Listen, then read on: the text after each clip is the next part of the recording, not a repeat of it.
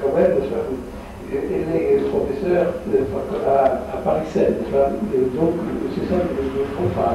Oui, j'ai juste d'un symposium. Et voilà. Bon, et c'est surtout de la culture, de la communication, et par conséquent, ça rejoint ce que nous allons entendre. Alors, je signale également que d'après votre proclamation, si je puis dire, il y a également, ça va fournir le déontologisme comme art à venir, avec art, majuscule, trésillion, venir, n'est-ce pas? Il y a également le hasard, H-A-S, et puis art, bon, etc. Je m'y perds même, n'est-ce pas? Bon, en tout cas, si vous voulez, il y a une sorte de dualité entre l'artiste et l'argentine, n'est-ce pas? Et si vous voulez, une dualité qui se reflète dans ce que je dis également. L'artiste est une pomarienne, n'est-ce pas? Ou au contraire, un trésor vivant. Nous allons avoir la parole, je vous laisse la parole pendant que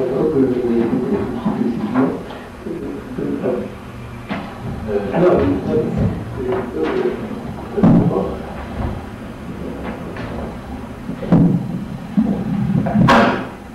tout d'abord, je voudrais remercier le professeur Guillaume d'avoir souligné la résonance entre ce qui a été avancé par notre collègue M. Castonnet dans la précédente communication et l'intervention qui avait été la nôtre avec Geneviève Francy aussi un an sur justement sur cette question peut-être du bruitage, du bruit poétique, de la rumeur poétique de la ville et de ces sujets qui circulent, ouvrant quelquefois à l'intérieur d'un espace sonore brutalisant justement des zones de silence, soit par leur arrêt, leur conversation, soit surtout par la sollicitation qui peut être celle du poète dans la rencontre avec ces gens de la rue, ces gens de la vie.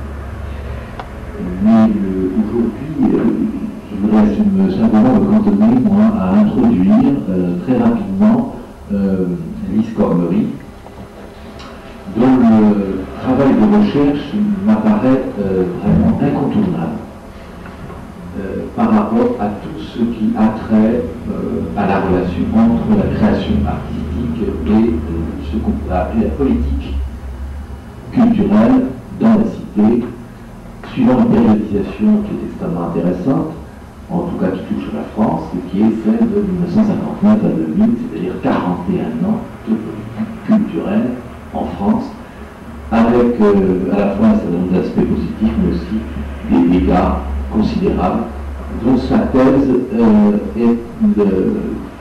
fait la relation à la fois au niveau informatif, avec une compilation, une recherche de documentation considérable. Récemment, c'était une thèse de 3500 pages, dont le corpus principal de 2000 pages, c'est-à-dire un corpus de réflexion et d'information, et bien sûr 1500 pages d'annexes, etc.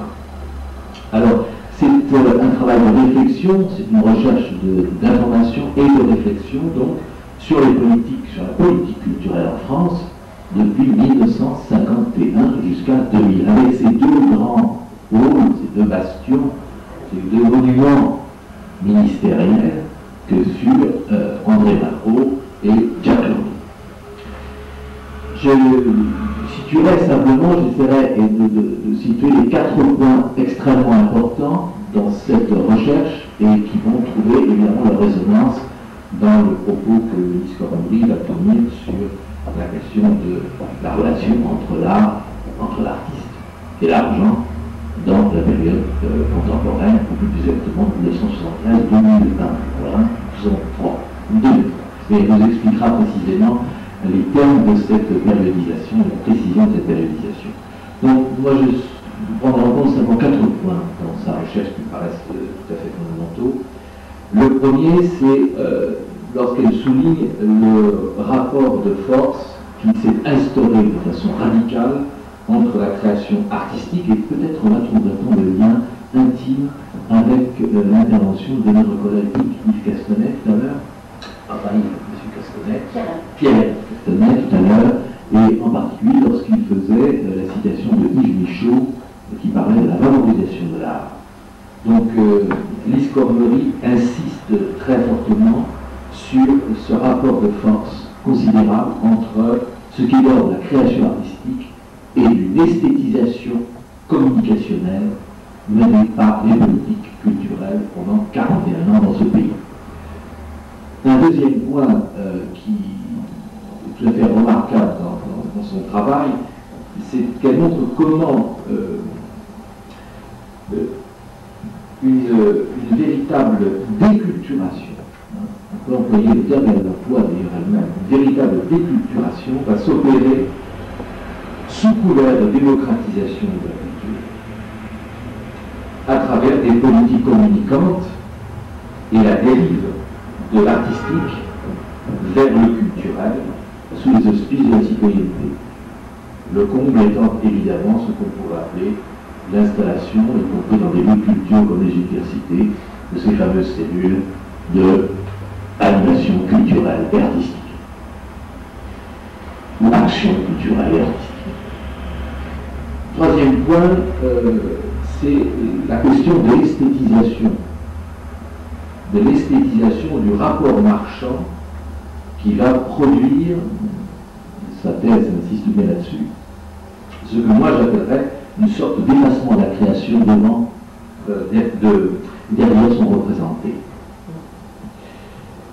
Et que cet effacement, par cette esthétisation du rapport marchand, va créer une urgence de résistance, là peut-être au sens où une Deleuze emploie, une urgence contemporaine de résistance de l'artiste, et qui se ferait contre la brutalité compacte des machines communicantes, mais qui se ferait aussi, surtout à travers ce qu'on pourrait appeler, ou ce que Lise Cormery appelle des artistes libres, et je pense qu'il va une bonne partie de sa communication dans quelques instants va nous informer plus précisément de ce que l'on entend par ces artistes libres aujourd'hui.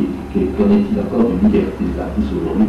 Peut-être excepté les poètes étant imposés par ceux-là qui ne sont pas soumis à un rapport marchand. Enfin, le quatrième point, qui aussi me semble très important, et où elle montre comment, entre ce que j'évoquais tout à l'heure, c'est-à-dire les deux monuments de la politique culturelle et artistique en France, Malraux, Lang, il y a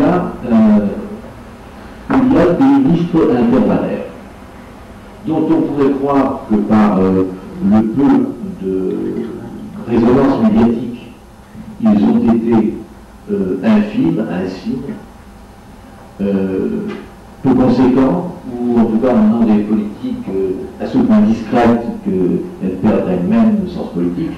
C'est bien ce que la recherche de Lise Cormery, elle insiste, et c'est que ces ministres intervallaires entre les deux monuments Malraux semblent avoir, quel que soit d'ailleurs, c'est intéressant, quelles que soient les appartenances, une séparation, distinction droite-gauche, eh bien ces politiques intervallaires ont en fait nourri non pas une vacance, mais une véritable élaboration d'un conflit guerrier, des concepts et des catégories esthétiques auxquelles vont se livrer alors les termes essentiellement conflictuels de art, culture et communication. Je passe la parole à Lise Cormery. Merci beaucoup. Donc, je remercie Madame Christophe de m'accueillir ici et Monsieur le Président Guillaume, d'autant que je suis une ancienne étudiante de Paris 4 où j'ai eu la chance de commencer ma première thèse et actuellement je suis donc à l'Université de Paris 7 au bout de la rue des écoles. Je voulais préciser que Lise Cormery dirige aussi une galerie à quelques pas d'ici. Voilà. C'est mon chantier de fouille. Ça me permet de faire de l'éthologie de l'art depuis 19 ans. Voilà. Donc, je vous remercie de m'accueillir ici. récit, comme disait Philippe Tancelin, qui va être ici mon archange, j'ai un glossaire qui est un petit peu compliqué. C'est la raison pour laquelle je me permettrai de l'écrire au tableau, puisqu'il y a à chaque fois des jeux de mots. C'est un peu petit là. Oui, ouais, je suis désolée. Je suis désolée en grand. Donc j'utiliserai, si vous me permettez, des interrogations de style socratique, c'est-à-dire qui sont uniquement destinées à nous aider à avancer sur la question justement de l'art ou de l'argent. Alors, Philippe Tancelin étant un grand poète, bien sûr il a enjolivé, moi c'est beaucoup plus brut, donc c'est argent, c'est-à-dire que l'exposition oblige, l'exposition artistique oblige, ce sera toujours en exposant. Hein. Donc, pour comprendre un petit peu les vocabulaires. Alors, je vais poser quelques questions. Tout d'abord, je vais vous énoncer très vite. L'art serait-il une économie de l'inutile ou de l'essentiel? Serait-il une production de richesse différée? Je vais ensuite m'interroger pour quelle recherche et pour quel art? Les artistes sont-ils des bons ariens ou des maîtres vivants? C'est-à-dire, bons ariens, est-ce que cela fait appel à la conscience, à l'obéissance, à l'art ou à l'argent? Ensuite, alors tout d'abord, je situe l'art, j'ai eu la chance d'être formée ici en histoire des idées, donc ma quête, ma recherche est dans le domaine de l'histoire des idées, et en effet, comme le disait Philippe Tancelin, j'ai travaillé principalement en sociologie politique, en communication et sciences de l'information, avec une spécialité aussi en nouvelles technologies, pour voir si les nouvelles technologies détruisent ou au contraire construisent un nouvel art, que là aussi j'écris avec l'arrobase. D'où l'adresse de ce site que vous pouvez regarder si vous voulez, qui est en ligne et qui reprend toutes les visioconférences et les conférences sur les sujets de l'art. Nous avons le premier mardi de chaque mois à l'Université Jussieu une conférence sur un sujet concernant l'art, où 3 ou 4 intervenants, ou 5 ou 6, viennent faire une table ronde et confronter leurs opinions. Et je tiens bien sûr à inviter des gens particulièrement différents, parce que l'idée c'est de faire un pont pour que les institutionnels, les privés, les indépendants aient une parole au sein de l'université.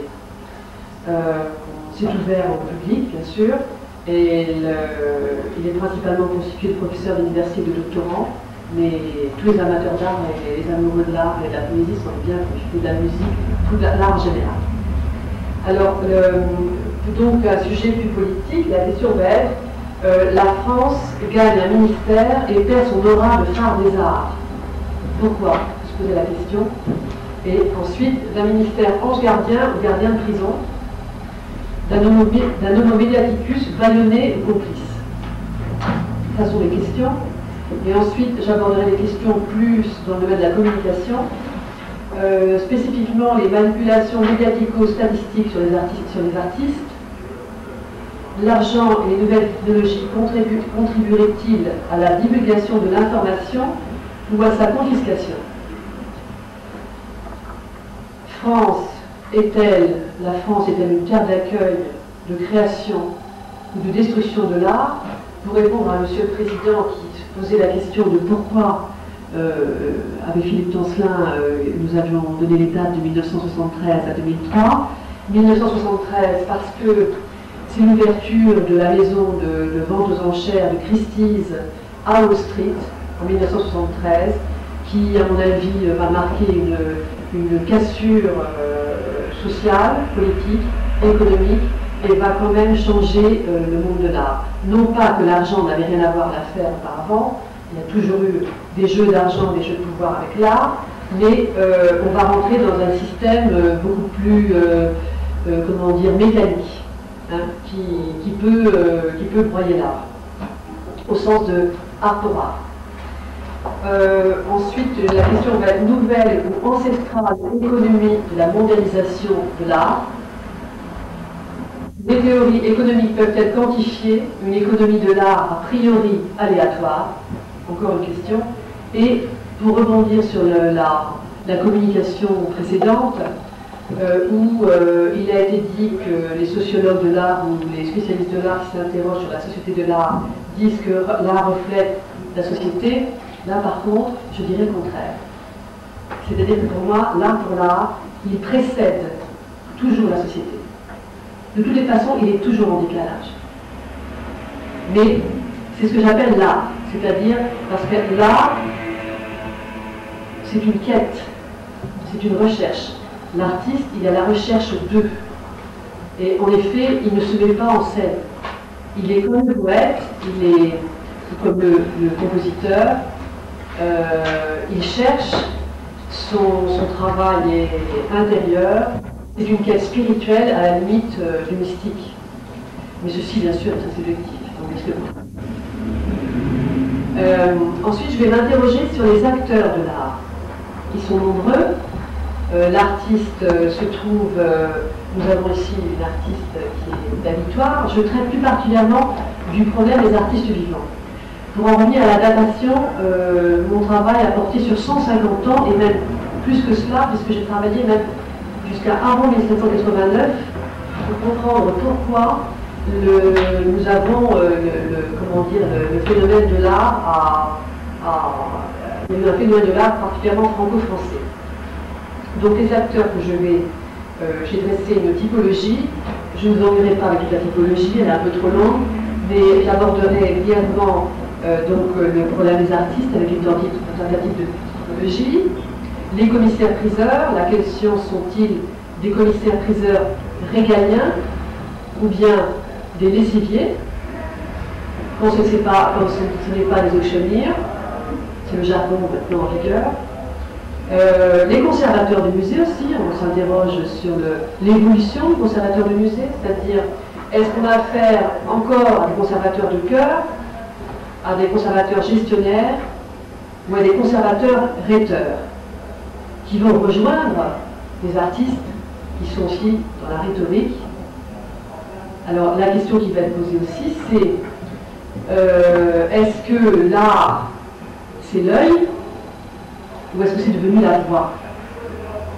Parce que le poète c'est la voix, certes, mais est-ce que l'art doit être uniquement la voix? C'est ce qu'on en prend le chemin. Même s'il y a la musicologie qui a été abordée tout à l'heure, mais là c'est un autre phénomène. Alors, la question se pose aussi du collectionneur de cœur, du collectionneur d'art ou d'argent. Il y a aussi toute une typologie, mais je n'ai pas trop à vous dire la communication. Les critiques d'art, est-on passé des critiques d'art esthètes aux commissaires? La notion même de commissaire a une connotation qui, moi, fait référence à la terreur, qui me gêne beaucoup. Des collectionneurs de cœur, donc, aussi vont amener une nouvelle race de collectionneurs baptisés les artionnaires.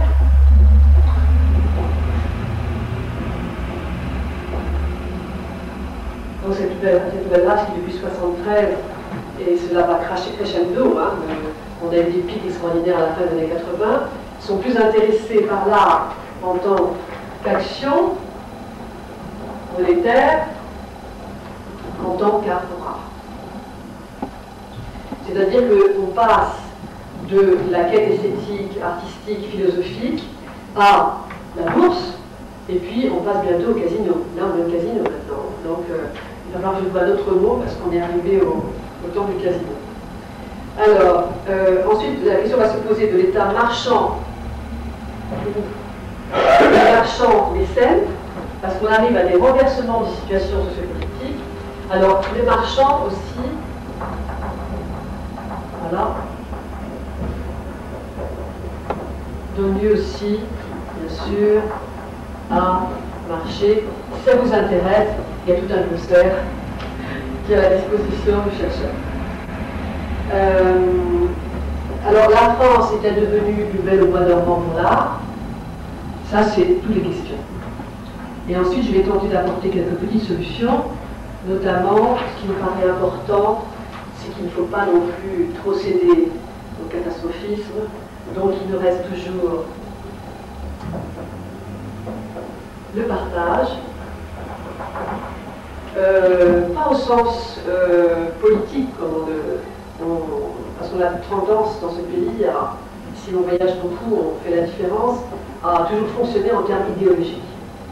Là, le terme de partage, c'est pas idéologique. Là, je suis plus dans le philosophique, dans l'éthique, dans même la métaphysique, si vous voulez. Et je pense que c'est absolument nécessaire de travailler ensemble pour l'art. Alors, les nouvelles technologies pourraient apporter des solutions. Elles sont pas. Les nouvelles technologies sont juste un média, contrairement à ce que l'on peut dire. Il faut du fond. Les nouvelles technologies, c'est la technique, c'est la forme. Il faut bien sûr qu'il y ait des intervenants comme des gens ici qui puissent mettre du fond. Les visioconférences, la télévision, tout ça, c'est juste de la mécanique. Et on a tendance à faire croire l'inverse, aussi bien aux artistes, aux jeunes artistes qui arrivent aux Beaux-Arts, qu'à la population en général. Donc je proposerai aussi une émission télévisée populaire, mais qui ne soit ni une télé-réalité, ni une émission poulée du genre Métropolis, trop institutionnelle pour que il y ait l'envie, parce que tout le monde, une étude sur l'origine sociale des artistes, que je ne présenterai pas ici, mais qui était assez intéressant, tend à prouver que contrairement à ce que l'on veut nous faire croire, l'artiste n'est pas forcément un héritier. Loin de là. Ce qui est assez intéressant, c'est qu'en fait, on voit que toutes les catégories socio-professionnelles de la société trouvent leur place. Et que l'art, justement, parce que l'art, c'est la seule chose qui nous libère de l'aliénation du quotidien, de la vie ici, c'est encore, heureusement, voué à l'aléatoire et à une forme de liberté. Et c'est très important de travailler sur ce sujet. Il y aura, je parlerai brièvement des Olympiades des Arts, de Baron de Bain, de quels grands travaux, de 1973 à 2003, du 1% utilisé hier et aujourd'hui, de la défiscalisation d'achat d'œuvres d'artistes vivants, d'un nouveau mécénat et parrainage, d'un nouveau droit des fondations, et enfin la sécurité sociale. Et pour finir, j'aimerais vous entretenir d'un sujet qui m'est très cher, et avec lequel j'aimerais continuer à travailler avec Philippe Tancelin, qui s'appelle les archanges, qui serait une forme d'économie de l'art, si on peut dire, et de philosophie de l'art, qui permettrait aux artistes, puisque le sujet aujourd'hui c'est l'artiste, de reprendre en main leur œuvre, qui est confisquée soit par le marché, soit par le politique.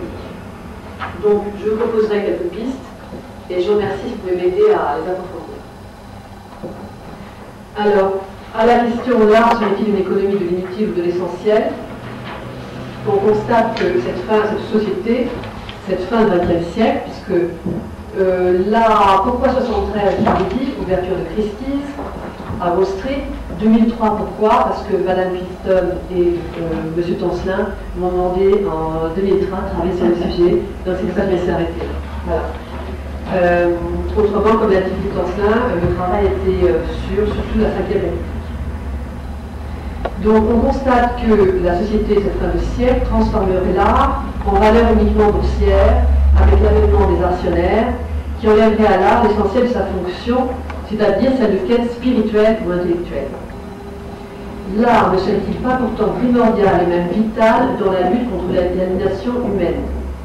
L'homo politicus le considère toujours comme quelque chose d'inutile et de superflu. Pourtant, si l'on observe les civilisations disparues, il ne subsiste rien que les monuments et les œuvres d'art intemporelles qui ont su perdurer au-delà du temps. Si parfois le savoir est transmis oralement, c'est le cas des mathématiques, mais matériellement, le reste, justement, c'est dématérialisé le plus souvent. Ceci tendrait à prouver que l'art serait une économie de l'essentiel et non pas de l'inutile, contrairement à ce que protestaient les politiques. Ces derniers pensent que l'art est un aspect mineur de la société. Lors de questionnaires faits de façon sociologique, c'est-à-dire avec un échantillonnage significatif, on se rend compte que même le grand public est bien sûr le jouet de manipulation politico-médiatique. Il estime lui aussi que l'art est une économie de l'inutile. Ce paradoxe serait qu'il y ait une vision à court terme. Bien que les touristes, au sens de population en vacances, aussi entre guillemets, c'est-à-dire qui vaquent, lors de voyages organisés ne soient pas des acheteurs d'art, mais plutôt des acheteurs d'images de l'art qui musardent.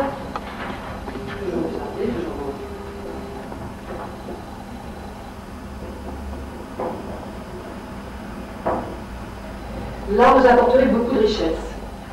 Et là, j'essaie dans mes recherches, et c'est parfois très très difficile de trouver des faits, des preuves de ce qu'on peut avancer. Selon la direction du tourisme en 2002, la France a accueilli 76 722 000 touristes, soit une augmentation de 2% sur 2001, ce malgré l'impact psychologique dramatique sur le marché des échanges internationaux du 11 septembre 2001. Par ordre décroissant, on comptait 14 971 000 Britanniques, 14 139 000 Allemands. Je peux vous donner tous les chiffres, enfin c'est un petit peu fastidieux, on n'a pas tellement de temps.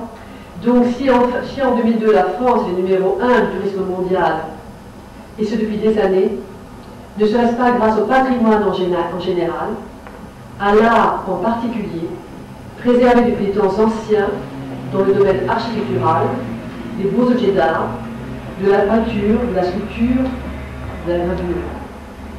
Cette image mythique ne serait-elle pas héritée du roi Soleil, ses prédécesseurs, ou du marché de l'art des impressionnistes du Moulin Rouge? A contrario, que subsiste-t-il de l'homo politicus, si ce n'est ces monuments, érigés à leur propre gloire, fruits de la création d'artistes libres des marchés du temps? Paradoxalement, et c'est peut-être tant mieux, je pense que c'est tant mieux, le passant a oublié l'homme de pouvoir, l'artiste, les intermédiaires marchands ou œuvrants, seul demeure l'œuvre éternelle qui est un testament universel de l'artiste libre à l'humanité. En dépit de ces évidences, le secteur artistique se limiterait pour l'homo politicus au dernier maillon négligeable de la grande chaîne économico-sociale. On observe que sur la Ve République, malgré la création du ministère en 1959, on a toujours ce phénomène électoral et politique. Malgré des effets d'annonce médiatique sur l'augmentation du budget de la culture, en fait, historiquement, le meilleur budget de la culture n'a pas été dans la Ve République, il a été au temps de la Révolution. Donc là aussi, quand on dit qu'on a le meilleur budget de la culture, c'est faux. C'est une erreur historique. Alors la question, là, serait-il une production de richesse différée? Différée par cela, je veux dire que l'éducation est une production de richesse différée. Car sans éducation, il n'y a pas de futur. Le travail des professeurs est essentiel. Si on n'éduque pas les enfants, la société n'a pas d'avenir. Alors c'est pour ça, comme disait monsieur le professeur Guillaumard, à venir, on écrit comme ça, tout comme la santé. La santé aussi est une production de richesse différée. C'est-à-dire que du fait de notre longévité, l'éducation ouverte non plus seulement aux jeunes et aux très jeunes, mais jusqu'à la fin de la vie, la santé,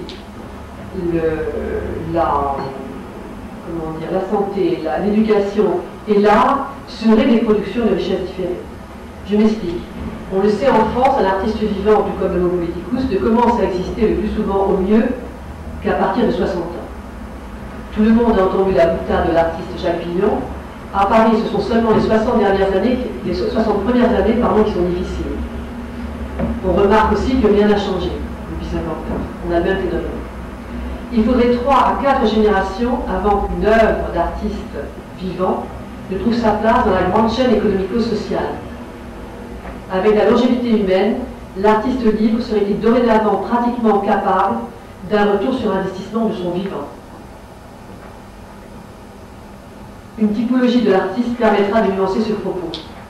Car si l'art authentique était considéré comme quelque chose de différé et de lointain qui peu à peu trouverait ses marques vivant de l'artiste, on s'aperçoit qu'il deviendrait par ailleurs, avec une production graphique ou de l'illustration trop souvent assimilée à de l'art à partir de la fin des années 70, une marchandise industrialisée. Et la question est, s'agit-il d'un art ou d'un produit marchandisé, ersatz d'art?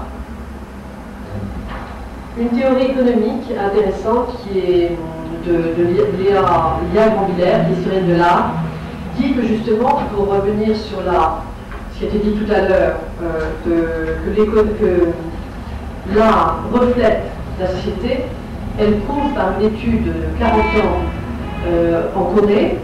Elle est à l'origine des premières Olympiades des Arts en 1988 à Séoul, que c'est l'art qui, au contraire, et la recherche et la création artistique débloque la machine économique quand elle est économique. Et elle a trouvé d'une façon très très intéressante lors d'une communication en visioconférence à Paris. Alors, quelle recherche pour quel art? Cette question sous-entend qu'est-ce que l'art?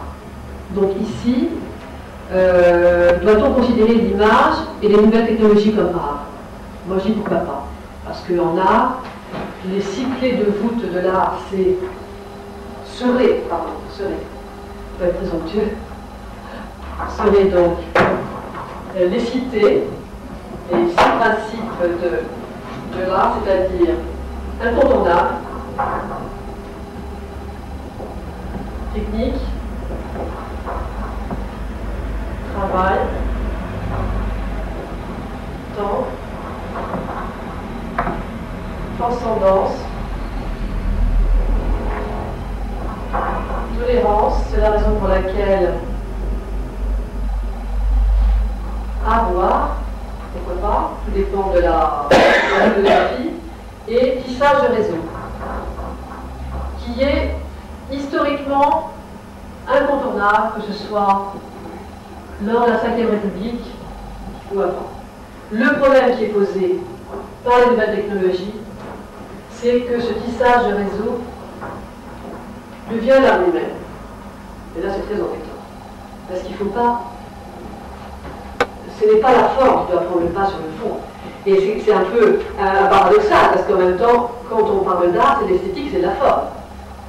Mais ce n'est pas parce qu'il y a de la forme qu'il n'y a pas de forme. Donc ça, c'est encore une autre question d'esthétique. Alors, les artistes, la question... Sont des Beauhardiens, c'est cité encore aujourd'hui, hein, ou des maîtres vivants. Maîtres vivants, comme on le conçoit au Japon, où, et c'est merveilleux, des grands artistes sont pratiquement déifiés de leur vivant. C'est une notion absolument extraordinaire, c'est qu'on part du pire et on va vers le meilleur. Hein. Bon. Alors, le problème pour l'artiste, c'est obéissance ou conscience. L'argent ou l'art. La société proposerait à l'artiste un monde aliéné. L'artiste en quête du chef-d'œuvre est en lutte dès l'enfance. Quand on lui dit obéissance, comme mon écho, il répond conscience.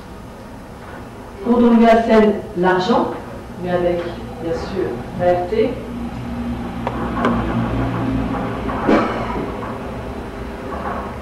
comme mon écho, il répond art.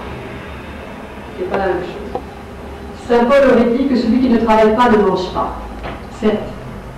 Mais a-t-il dit que celui qui ne gagne pas d'argent ne mange pas? Le problème, c'est ce que l'on a. À partir des années, on va dire des années en France, je vous démontrerai après, on a vraiment un écroulement pour les artistes libres. Et c'est bien là le problème de l'art vivant ou de l'art à venir.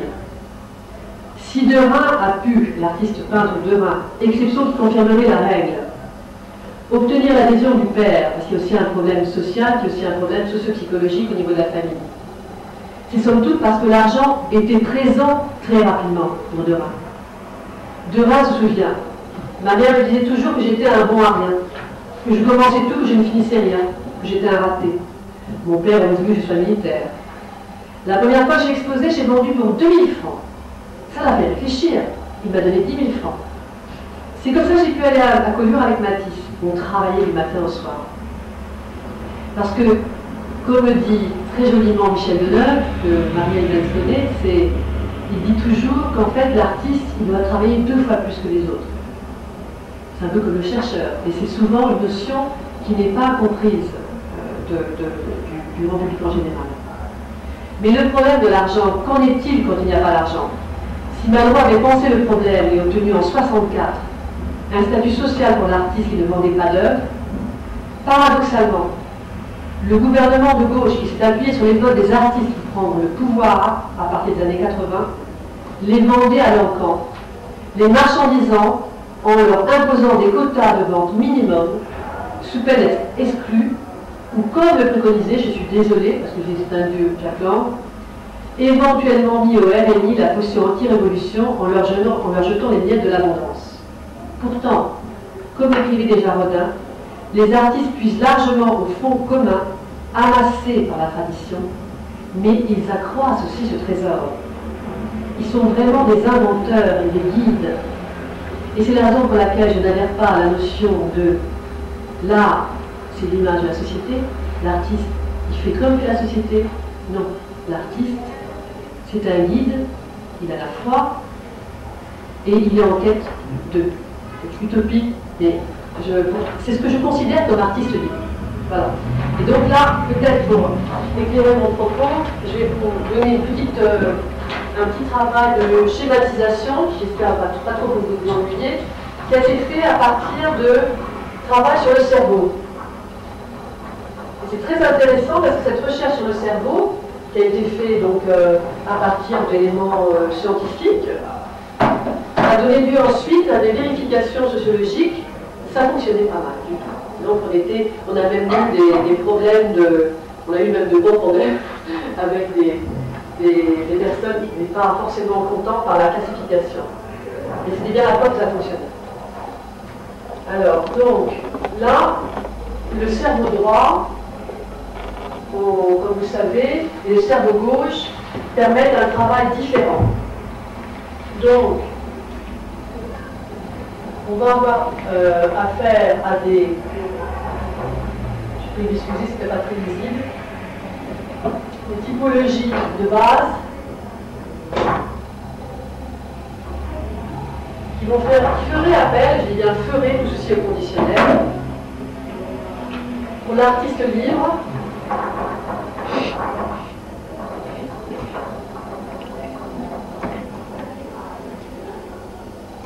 donc c'est plutôt comme ça, et pour ce qu'on appelle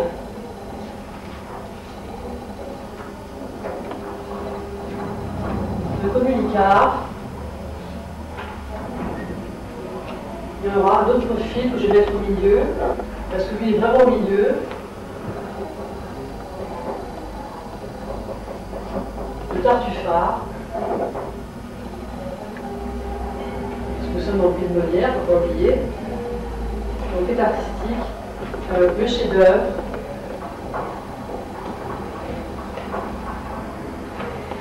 Le coup médiatique, comme on dit, ou le scoop. Alors, la méditation,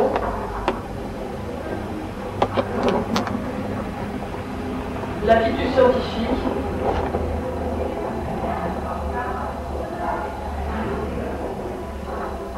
excusez, je ne trouve pas très bien, le visuel, donc l'œil, le langage verbal, je l'avais tout à l'heure, la voix, l'intuition, la logique, la synthèse,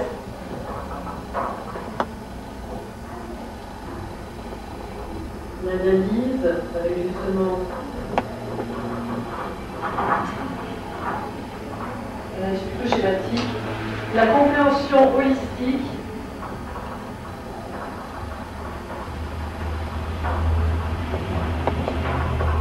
l'effacer parce que je suis désolée, il y en a encore. La pensée linéaire.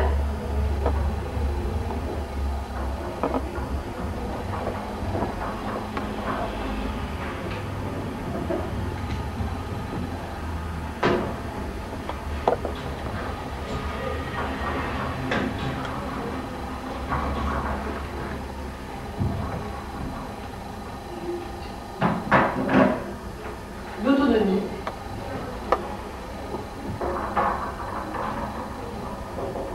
La hiérarchie.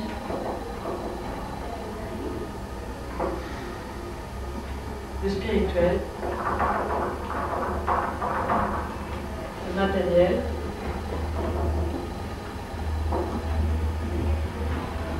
Altruisme. Égoïsme. Le monde invisible. Le visible. L'irrationnel, bien sûr, qui va avec. Le rationnel. Croire. Savoir. Infini. Ici et maintenant.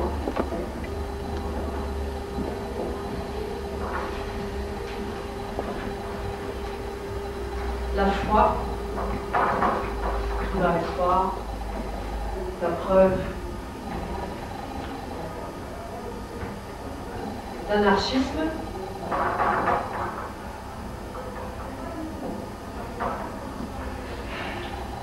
le dogmatisme,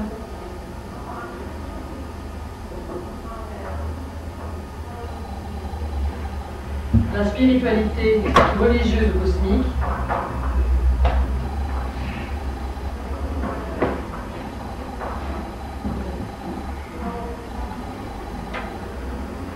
la reconnaissance humaine et sociale, bien sûr.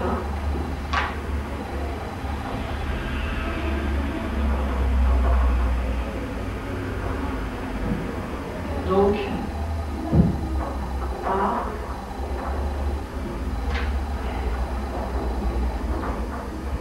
argent,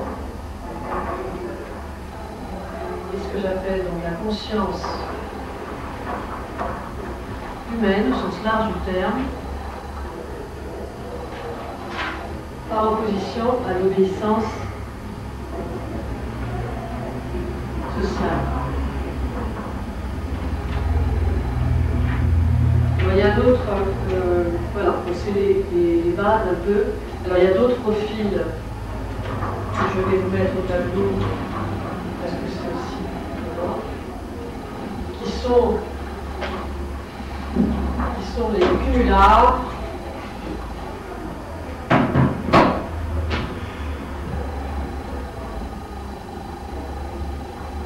c'est historique, hein. Il y a toujours eu, hein. Et puis les barbares, pour revenir à notre... Alors bien sûr, comme dans tous les schémas ou typologies sociologiques proposés ici, les points de repère sont flexibles, sont modulables en fonction de chaque étude de cas. Mais ce qui a donc été intéressant dans cette démarche qui est purement sociologique, c'est qu'au fil du temps, en faisant des entretiens sur grâce à donc mon champ de fouille, j'ai pu organiser peut-être 300 expositions et travailler avec énormément d'artistes vivants. On arrive en effet à trouver des profils qui s'ajustent de façon assez intéressante. Alors les communicants, par leur comportement et leur présentation artistique, semblent correspondre au profil. Sympathiques, ils ont souvent vécu 68, et ils continuent à surfer sur la vague de la société de la communication qui s'éloigne quand même. Je reprendrai la typologie de l'artiste au fur et à mesure, si vous le permettez. Alors, la question que l'on pose ici avec l'art de l'argent, c'est l'art va-t-il résister longtemps aux politiques, au cumulard? Alors, le cumulard, c'est un peu l'héritier de l'artiste officiel, qui est devenu très très organisé dans notre pays, alors de plus en plus au fil de la vie, de la durée de vie du ministère, et on arrive en effet, notamment avec de nouvelles technologies, à des artistes qui vont dire au ministère, aux instances culturelles diverses, parce que là aussi les instances culturelles régionales, nationales, en fait, depuis 1959, se sont ajoutées les unes les autres, au-dessus des autres, donc on ne va pas non plus ergoter sur qui a fait quoi, parce qu'en fait, contrairement à mes idées reçues, quand j'avais commencé ce travail, j'étais partie sur uniquement 2 ministres. Et j'ai pu réaliser qu'en fait, si je faisais ça, c'était particulièrement malhonnête, parce que mon travail, c'est honnête de faire des recherches approfondies aussi sur le juridique.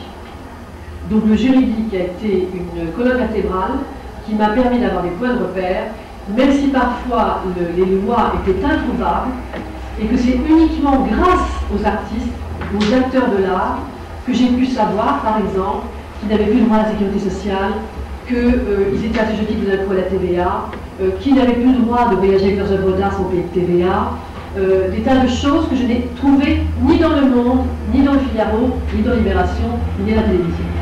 Et j'ai eu beaucoup de mal, c'est-à-dire que les recherches juridiques, je n'ai même pas pu trouver les informations à la bibliothèque du ministère de la Culture. J'ai dû finalement retourner vers le journal officiel et décrypter, donc de 1959 à 1999, tous les budgets du ministère et tous les JO pour arriver à trouver un fil avec des preuves. Et c'est là le problème justement du médiatique, qui à partir des années 75, donc on partait de 73 avec l'économie qui prend le pas sur l'artistique, résolument, et le médiatique aussi, qui va se mêler de l'affaire, en France notamment. Il y a un certain monsieur qui n'est pas toujours apprécié, qui s'appelle Gérard Parino, qui a eu l'idée de faire entrer la publicité dans les magazines d'art. Et à partir de ce moment-là, les magazines d'art sont devenus uniquement des échanges d'argent contre du texte. Alors qu'avant, les magazines d'art envoyaient toujours des journalistes faire des rapports. Il y avait toujours un travail vraiment de fait. Et d'ailleurs, on a interrogé à ce sujet-là Jean-Marie Tassé, qui a dirigé Le Figaro pendant 40 ans, en lui demandant le pourquoi du comment. Donc, maintenant, on va me répondre, vous comprenez, il y a une telle profusion, mais bien sûr, cela n'est jamais dit par les journalistes. Non, non, nous ne mangeons pas de ce pain-là, nous sommes de vrais journalistes, nous ne faisons pas d'échange de marchandises entre la rédaction et la publicité. On a pu se rendre compte en travaillant sur des journaux sur plusieurs années, des magazines d'art, que, comme par hasard, on a aussi hasard, comme par hasard, notamment avec la montée des commissaires-priseurs, comment se fait-il que tous les journaux d'art ne parlent plus que ne font plus que des papiers pratiquement sur les ventes aux enchères? Puis comme par hasard, il y a des grands espaces publicitaires qui sont commandés pour leur vente. Donc on assiste à des jeux, vraiment, des échanges de marchandises subtils, qui peuvent être décalés d'un mois, de 2 mois, 3 mois sur l'autre, mais qui ont contribué à la mise au pilori des artistes vivants. Jusqu'aux années 75-76, les journalistes faisaient un travail vraiment de recherche. À partir des années 75, 76, 77, ce sont des témoignages de journalistes qui nous l'ont aussi prouvé. Ils n'ont pu travailler qu'avec des communiqués de presse. C'est-à-dire que l'information est devenue moulinée. On n'envoie plus de spécialiste, ou le spécialiste est lui-même formaté. Et son rédacteur en chef en plus derrière va lui dire ça c'est vendable, ça c'est pas vendable. Et on a un phénomène très intéressant aussi, c'est qu'à la fin des années 70, je crois en 78, je n'ai pas pris les chiffres ici, il faut savoir que Connaissance des Arts avait le magazine le plus, c'était le 3e sur tous les magazines français, avec 13 millions de lecteurs.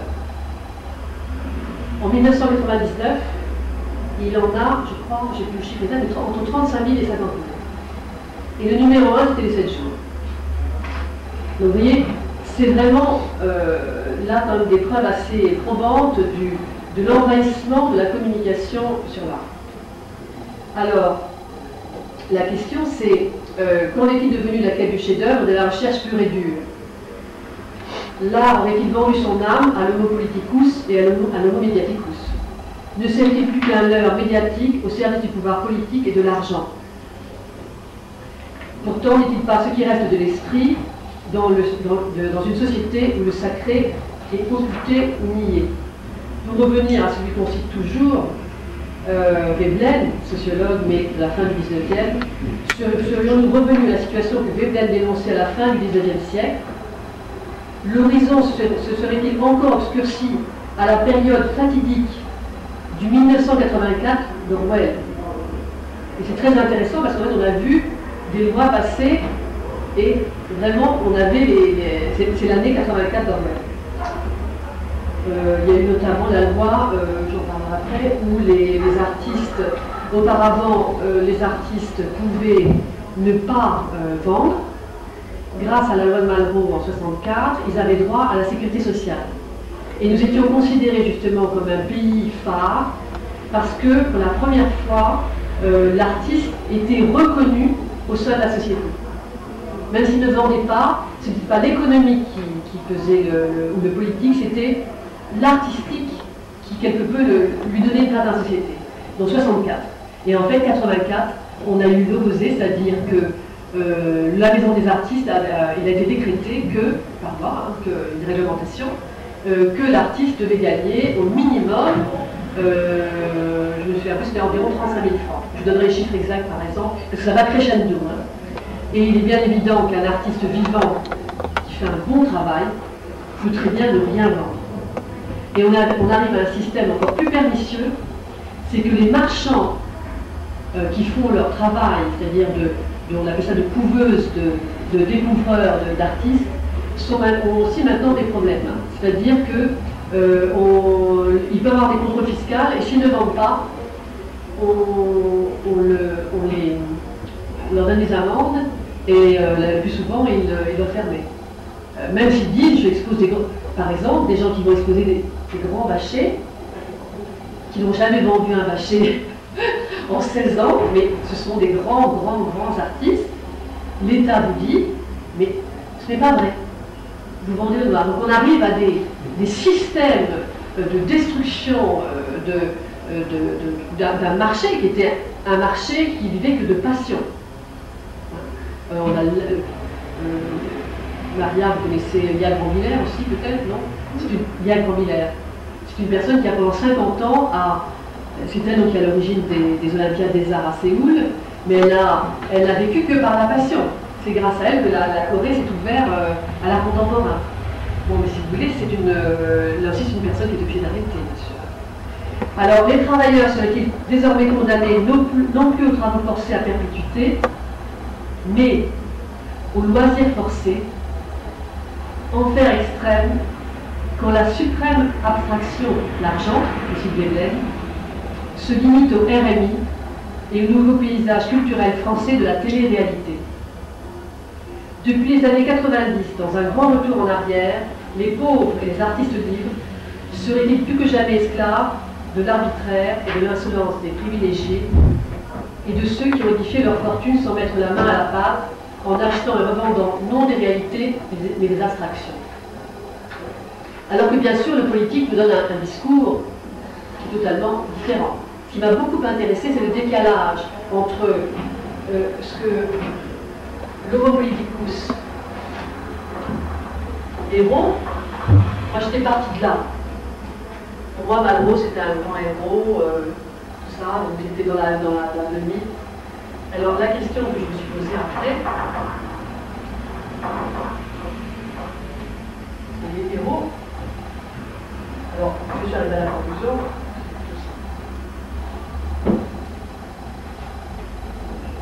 Alors, donc après, à partir des années 90, c'est encore pire. On va assister au développement de dilettantes qui rentabilisent leurs loisirs.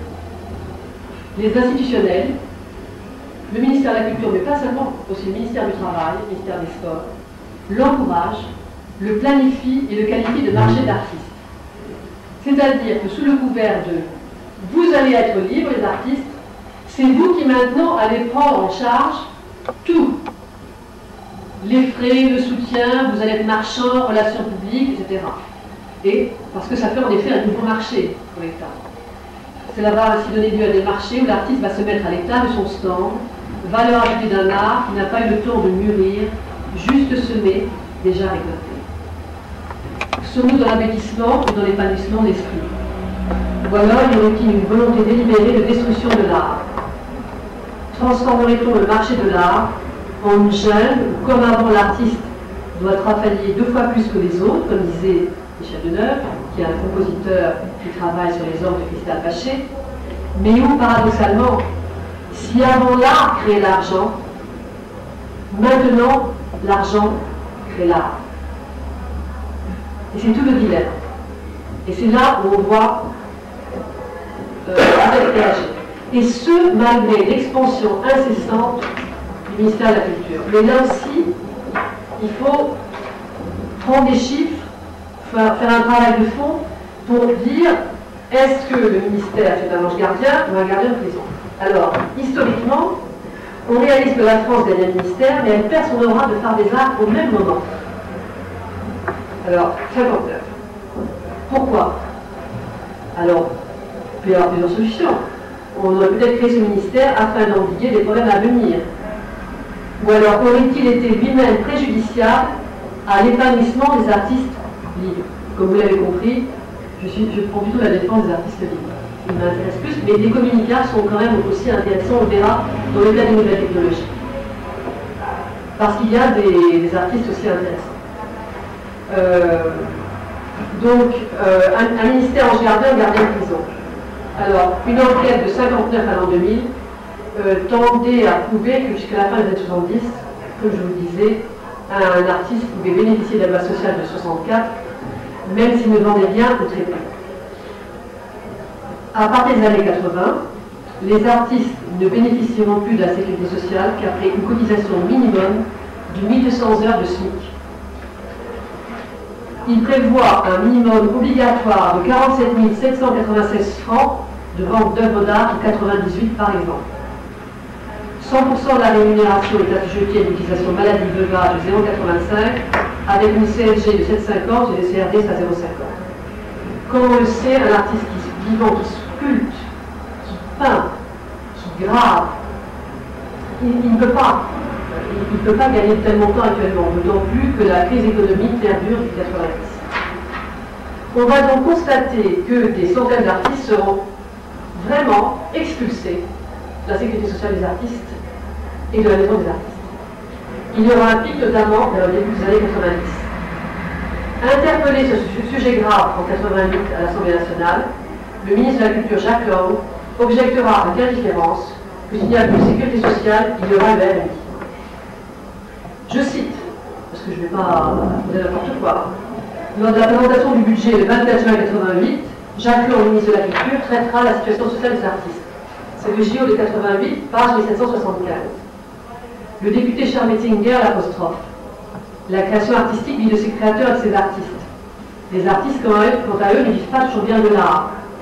Nous nous étions inquiétés alors que vous étiez ministre en 81 et 86 de leur situation sociale. C'est un problème qu'on retrouve dans d'autres secteurs, j'abrège. La création d'une commission professionnelle composée à titre principal d'artistes qui examine la situation individuelle de ceux dont les revenus annuels sont inférieurs à 1200 fois la valeur qu'on a du SMIC, va proposer un dispositif. Dans ce cas, un problème est posé à l'ensemble de la nation. Je crois que le projet de loi sur le revenu minimum s'implique à tous, quelles que soient les activités pratiquées. Le problème du RMI, c'est que, comme vous devez savoir, le RMI interdit aux RMistes de travailler. Il doit passer son temps à chercher du travail. Et il est contrôlé très fréquemment. Et en plus, il est submergé, j'ai vu les dossiers, submergé de documents administratifs qu'il doit faire régulièrement si la situation, au fil du temps, de toute façon obligatoire tous les mois de toute façon. D'abord, la législation dit que c'est interdit de travailler. Deuxièmement, elle m'interdit aussi de s'inscrire à l'université. C'est la réglementation. Parce que, de peur que des étudiants s'inscrivent aussi au RMI. Alors c'est un peu la du cercle, tout cela. Alors, je ne vais pas vous aboutir avec des chiffres, si ça vous intéresse, je vous les donnerai avec plaisir, hein, parce que ça va être un petit peu trop long. Alors, Philippe Simoneau, qui est économiste, je le cite, lui-même s'indigne en disant 1990, au moment où les artistes français, Dubuffet, Bazaine, Debré, voyaient enfin leur cote monter, 446 peintres étaient d'un seul coup rayés des listes de la sécurité sociale pour la raison suffisante que ne gagnant pas assez d'argent. Ce qui est un comble dans un gouvernement qui a dit que c'était tout pour les artistes. Donc là, on a vraiment, Nouveau Petit Coup, c'est vraiment un héros. Hein. Là, il y a une grande différence entre la communication et la réalité. Dans ces périodes difficiles, on verra même que les ateliers, véritable instrument de travail pour l'artiste, vont être parfois confisqués ou comptés pour les artistes et offerts à des privilégiés non artistes. La situation de toute façon des ateliers est dramatique. Bonjour, j'aimerais faire la sculpture et j'aimerais m'inscrire à la maison des artistes. La semaine nickel, on vous inscrit, on vous donne un numéro d'affiliation qui ne vaut absolument pas attribution de la sécurité sociale, mais vous êtes comptabilisé dans les statistiques. D'où un grossissement absolument extraordinaire du chiffre des artistes. Et ce qui est très intéressant, c'est que je me suis rendu compte, justement, hier soir, j'ai vérifié, il y avait un rapport par le sénateur Yann Gaillard au Sénat, et lui aussi, il a été obligé de dire que les chiffres étaient tout à fait flous, et l'INSEE en plus, et on revient de l'argent, pour le chercheur, on réalise qu'un chercheur, c'était mon cas, donc fin 79, début 80, j'ai fait une première thèse ici, on avait des coûts d'environ, je dirais, 6 000 francs, excusez-moi, je parle encore en francs, et en fait, avec les frais d'information, puisqu'on traite aussi de la communication, les frais de documentation sont maintenant payants, quand on va au JO, quand on va à la documentation française, quand on va partout, maintenant on va payer, ce n'était pas le cas avant, on arrive à 10 fois plus un chiffre qui est décuplé.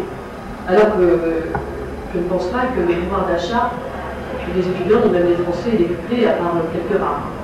Et je vous cite, parce que c'est quand même assez instructif, une lettre du 17 août 2001 qui m'a adressée. J'avais fait une demande à l'INSEE pour obtenir juste des codes un peu 923A, classe d'activité artistique, 925C, gestion du patrimoine culturel, 287C, travail de la pierre, enfin je vous épargne les détails, 25 nomenclatures, qui ont vu sont des véritables fourre-tout.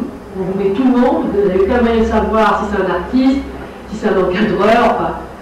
Eh bien, on vous facture la modeste somme, juste pour une année, hein, juste pour une année, la modeste somme de 4 070 francs, pour une année. Donc si vous voulez faire une recherche de 50 ans, je vous laisse tout loisir. Donc comment peut-on trouver l'information? Comment peut-on avoir du recul sur notre société et sur notre politique culturelle? Puisque de plus, l'image télévisuelle est virtuelle, s'efface. Vous avez tous fait l'expérience d'une information extrêmement percutante et intéressante. Je l'ai fait notamment avec Radio Classique, je l'ai fait avec des chaînes télévisées diverses, en disant il y a eu, vous avez dit quelque chose d'extrêmement intéressant, vous donnez vos sources, on n'a jamais les sources.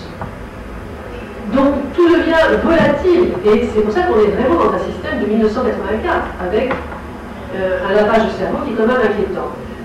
L'optimisme, c'est que je pense que quand même il ne faut pas désespérer, l'humain est toujours l'humain, et il va se ressourcer.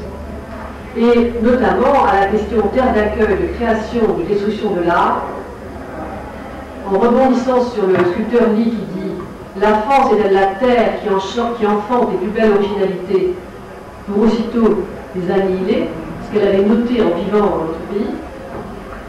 En France, sur une analyse de 150 ans, il semblerait que nous sommes un marché d'accueil d'artistes et d'acheteurs de l'extérieur que de création d'art franco-français. Ça, sur 150 ans, c'est sûr. On a vu, notre pays aurait accueilli en plus en 2002 76 722 000 touristes. Paradoxalement, on l'a déjà dit, le pari phare des arts d'antan s'est éteint. il est désormais lanterne rouge si ce n'est proche du néant. Comment sauver le marché de l'art en marche? Quand je dis le marché, c'est les acteurs de l'art, bien sûr. Une des pistes ferait écho à la phrase du général de Gaulle, apostrophant un gouverneur en 1942, vous êtes un bourgeois, l'avenir est au mélissage. Je pense que ce qui sauvera, je souhaite, la France, c'est des immigrations qui vont venir notamment des pays de l'Est, avec des nouvelles générations qui ont été extrêmement éduquées, extrêmement formées, et qui seront une grande chance pour l'avenir de ce pays. Alors, à la question nouvelle ou ancestrale économie de la mondialisation, nous sommes à Paris 4, vous êtes quand même tous des historiens, on sait qu'historiquement, l'art a toujours été mondial. Les impressionnistes ne seraient pas les impressionnistes, ils seraient en train de courir dans des caves, comme les 400 tableaux laissés par la famille de Van Gogh dans un déménagement à Breda, s'il n'y avait pas eu les Américains, les Russes, les collectionneurs étrangers pour acheter. Quand on analyse vraiment ce qui était, les marchands ont fait du travail. Il y a eu Calbert, bien sûr, il y a eu Durand-Ruel, il y a eu Vollard, mais ce ne sont que des gens, le plus souvent de l'extérieur, qui ont soit acheté, soit créé. Et on constate que la plupart du temps, nos musées sont enrichis grâce à des donations. Souvent en marche forcée, je vous épargnerai tous les récits historiques, ça vous intéresse aussi, il n'y a pas de problème, qui prouvent que, encore aujourd'hui, l'artiste, s'il veut, le véritable artiste, doit se battre pour donner ses œuvres.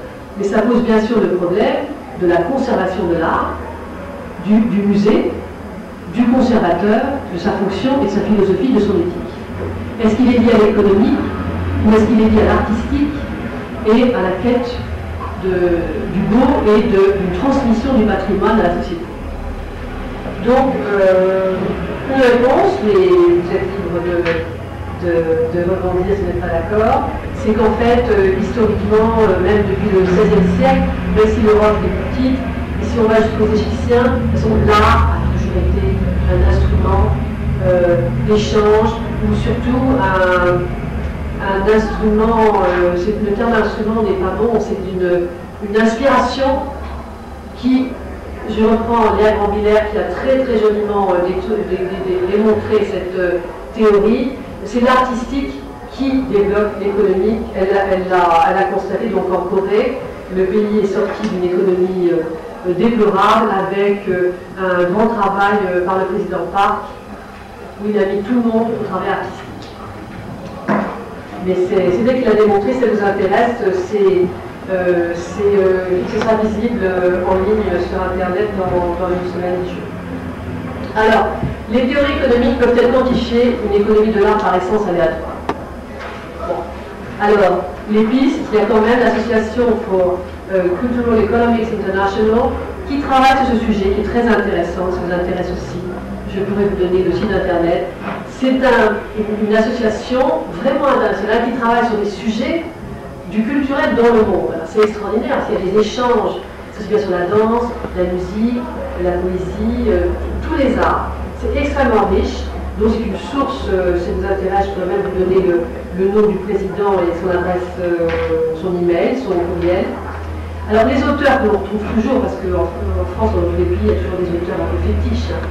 Alors c'est Baumol, de Princeton et New York, Philippe Simoneau, qui est un travail très intéressant, Frey et Pomerel, et 3 économètres, Gérard Barré, Ginsberg, Chanel. Ce sont souvent des étrangers. Mais là aussi, c'est une guerre des experts, on arrive à des conclusions différentes, parce que c'est un travail énorme qui doit être fait sur, même s'il est fait sur 150 ans, c'est pas forcément viable. Hein. Donc là, bien sûr, les expertises sont plus ou moins en phase, mais ça, l'expertise, c'est bien son intérêt, elle pose plus de questions parfois qu'elle donne de réponses. Alors, les acteurs de l'art, les commissaires-priseurs, régaliens ou les civils. Alors, nous avons pris 73 parce que nous avons eu l'ouverture de Wall Street au commissaire-priseur, ce n'était pas du tout le cas avant. En France, on a eu aussi un système qui était le seul au monde, qui est finalement hérité de Louis X le Hutin,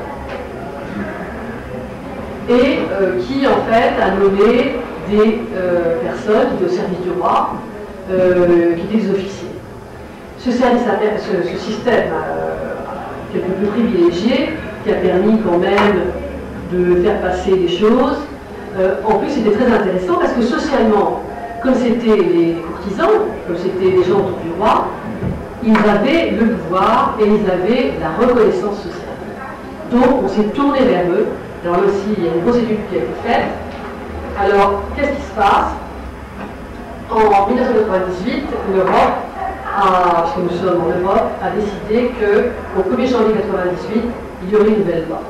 La France, les commissaires-priseurs, les institutions ont bloqué pendant 3 ans et demi. Et finalement, ils ont été obligés de faire passer la loi. Mais quand même, le Conseil des ventes a été créé en 2001, qui est donc une institution qui chapeaute. Bien sûr, si ça vous intéresse aussi, le président du Conseil des ventes, M. Champin, est venu faire une communication pour expliquer son point de vue, qui est aussi très intéressant, avec toujours les avantages et les inconvénients de notre système. Mais une chose qui n'est pas à oublier, c'est que déjà du temps de Manet et de Morisot, parce que souvent, je reviens aux artistes du temps, ce sont leurs marchands ou leurs réseaux. Parce que quand je parlais du tissage des réseaux, on constate quand même que ce réseau, il est fonctionne un peu, toujours de la même façon. Hein. Donc, familial, bien sûr. Alors, il est la base, la colonne vertébrale. Hein. C'est-à-dire que si l'artiste n'a pas, il a vraiment des problèmes. Alors, amical, local, régional, national, puis international. Sur 150 ans, entre le dit et le non-dit, l'écrit et pas l'écrit, ce qui est dit, parce que l'intérêt justement d'avoir un chantier de fouille depuis 19 ans, c'est que vous avez des confidences que vous n'aurez pas si vous êtes trop extérieur et que vous arrivez, bonjour, je suis sociologue, j'ai fait une enquête, c'est un questionnaire, vous connaissez la plaisanterie, c'est un sondage, vous êtes tranquille, vous allez avoir du mal à avoir des informations. Donc, il semblerait quand même que rien n'a changé du temps de Manet et Morisot, les impressionnistes, qui à l'époque étaient soutenus par le marchand Jacob et par leur famille et par leurs amis, qui achetaient des tableaux pour leur créer une cote. Rien n'a changé. On est dans le même schéma. Ceux qui ont des cotes souvent intéressantes, ce sont les communicants, les tartuffards, parce qu'ils jouent sur les deux tableaux. Ils ont un discours, je suis un artiste libre, mais en même temps, ils font un système de relations publiques très élaboré, très intelligent. Ils sont très très intelligents, très adaptés à la société. Vous voyez? Alors, donc il n'y a pas honnêtement de changement. Alors, pour dire quelques mots, mais brièvement, parce que en 1957, déjà, on a l'intrusion de la télévision chez Sotheby's Londres. C'est que pour la première fois, il y a une vente aux enchères qui va se faire par le biais de la télévision. En 1958, Peter Whiston donc, a l'idée de faire une vente qui va devenir un événement mondain où il faut le voir pour être vu. Ceci rejoint la théorie ostentatoire du Weber. Et on y est, complètement. C'est-à-dire qu'il y a vraiment un décalage. Je ne dis pas qu'il n'y avait pas de spéculation avant, il y a toujours eu spéculation, il y a toujours des périodes spéculatives. Mais il y avait, d'ailleurs il y avait même des copies de tableaux anciens, il y avait vraiment un goût pour l'art. Quand Degas se promenait dans Paris, tout le monde savait que c'était Degas, tout le monde savait que c'était Monsieur Degas. Maintenant, c'est quand c'est, je ne sais pas quel... Paul Arbor, dans la rue, on dit ah, j'ai vu Paul Arbor, mais on n'est pas dans les mêmes systèmes. Hein. C'est pas pareil. Alors, ce qui s'est passé en 51-52, Paris était le phare international des arts, numéro 1 pour le montant global des affaires. Les peintres américains venaient y vivre. En 61-62, Londres revient à Paris la première tasse. En 64, Sotheby's achète par Bernett à New York. La primauté est passée au marché anglo-saxon. En 73, c'était notre point de départ, Christie's introduite en bourse. Et au mois de juin 1974, il y a la crise du pétrole. Parce que le problème de l'art, c'est qu'il n'est pas tout seul, il n'est pas isolé. L'artiste, il est dans une société, et donc il va être apprécié ou rejeté en fonction du politique, en fonction de tous les systèmes autour de lui. Et enfin, 77, Sotheby's a aussi été introduit en France. Donc là, on n'en sort plus, on est vraiment dans le système des actionnaires.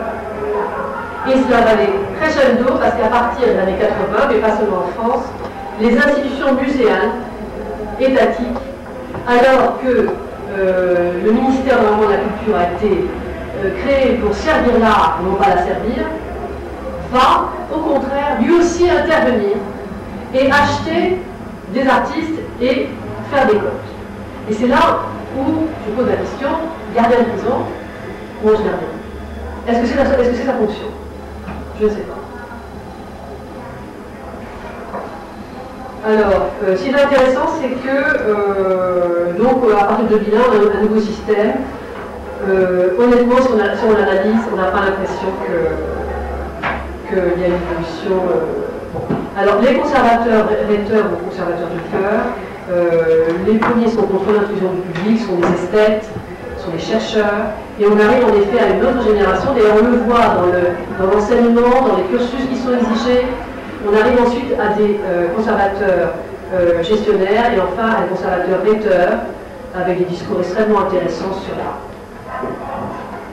D'où la question aussi de l'art d'une rhétorique, une œuvre d'art.